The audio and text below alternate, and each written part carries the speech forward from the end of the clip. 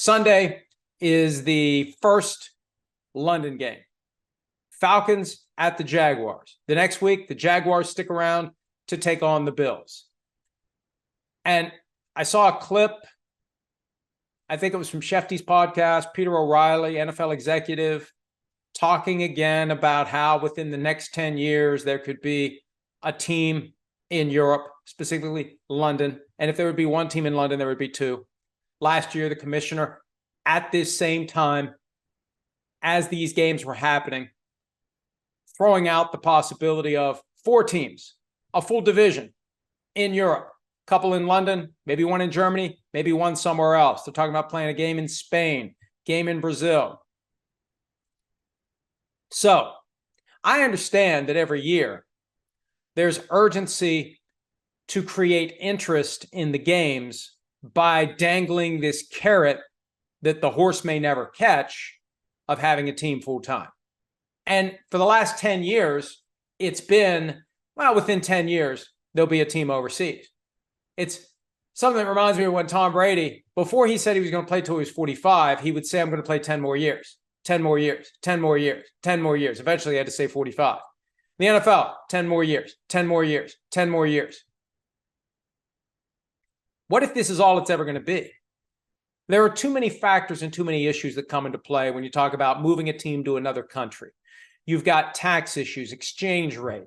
You've got players who won't want to live in Europe.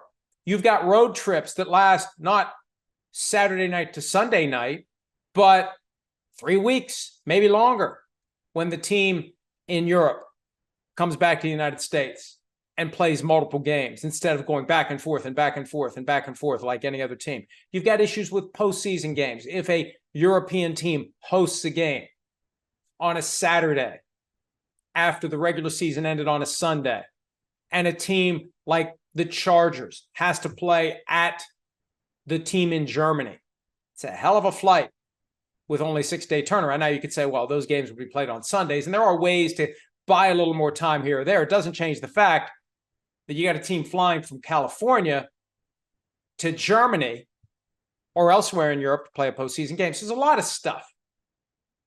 And anything you would do to maybe help the European teams by way of extra draft picks or extra cap space, well, then if those teams become wildly successful, well, we're doing too much. It throws everything out of balance. All that's a precursor to the phone call I got last week from a well-tenured and respected team executive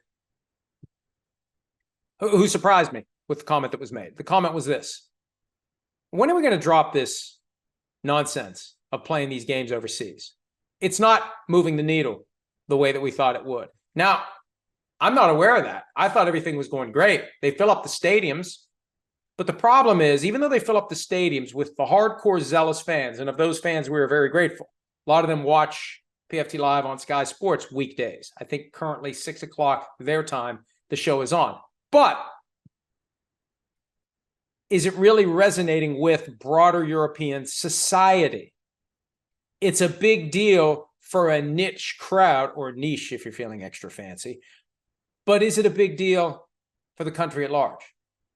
Does it get coverage in the media there the way that more popular sports do? Is the NFL just banging its head against the wall, not making any real traction? And I've said time and again, this is a 100-year experiment, but we're 15 years in. What kind of progress is truly being made as it relates to getting traction, getting a foothold for professional football in London, in Germany, and elsewhere? Now, it could be that Germany ends up being the place.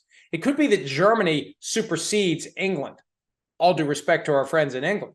But Germany got Chiefs Dolphins this year after the way that Germany welcomed the Bucs Seahawks game last year, and it felt like a conference championship game. That's how Peter King explained it. So maybe some other country emerges as the one that becomes the home away from home. I was just surprised to get that phone call last week with that note of exasperation from someone who's been in the league for a long time as to why are we still doing this? It's not working. First I'd heard of it. And I'm going to continue to listen for those kinds of indications. But is it really working? How much longer will it last? Will there ever be teams in other countries, or will it just be this variety pack of games that go from the US to Europe or elsewhere 4, 5, 6, 7, 8 times per year? Hi, it's Mike Florio. Thanks for watching PFT on YouTube. Hit subscribe for the latest news and analysis from Pro Football Talk.